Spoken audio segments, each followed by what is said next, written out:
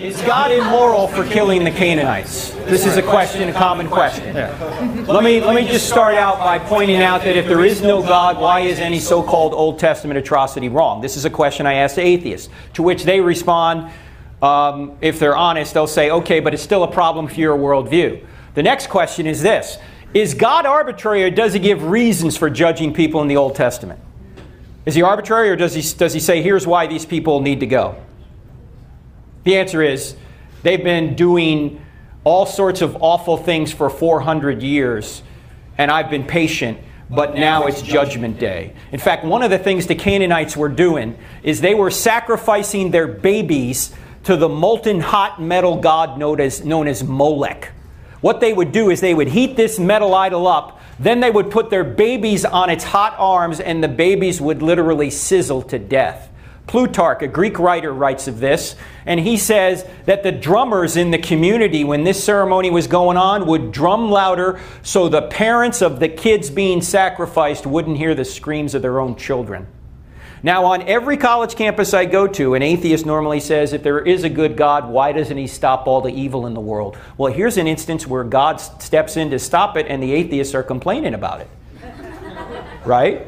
I mean, why complain that God doesn't stop evil, but then complain when he does? Now, what they will say is, okay, God should have stopped the parents from doing this, but why did he have to wipe out all the culture, you know, the women, the children? Because it does seem to say, hey, wipe everybody out, right? There are two views on this. One is put forth by Paul Copan, a scholar down at Palm Beach University, I think it is. And he's wrote a book called Is God a Moral Monster? And he notes that if you look at the passages closely, like Deuteronomy 7, it'll say, wipe everybody out. And then right after that, it'll say, and then don't intermarry with them. You guys see a problem with this? How could you intermarry with a group you just wiped out? You couldn't. Copan points out that in the ancient Near East culture, this was very common to use hyperbolic language to say, annihilate these people, when it really all it meant was defeat them, push them out of the land. Okay, we do that in sports today. We annihilated you. Really? They're gone? The other team's gone? No.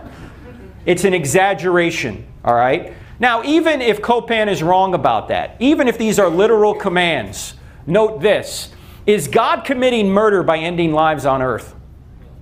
No, why not? He's God, right? He's God. He gives life. He can take life. He can take life anytime he wants. In fact, if Christianity's true, people don't really die, they just change locations, right?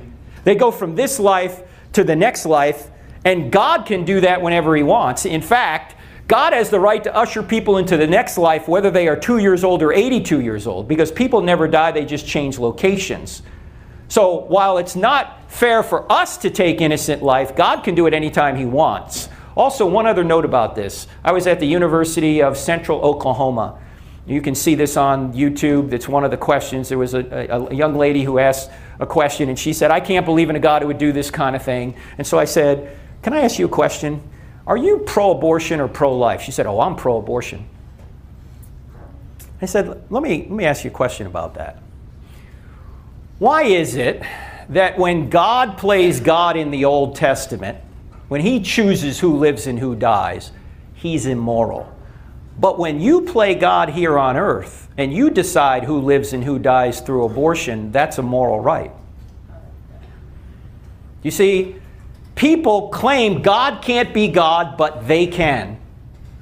That's just blatantly inconsistent. Finally, I'd also point out that the Old Testament theocracy was unique and temporary. It was not the ideal for all time, but a means to a promised new covenant. These commands were very specific commands at a very specific time to get the promised people in the promised land to bring forth the promised Messiah to save the world. Whether they're literal or whether they're exaggerations, either way, God has the right to do it.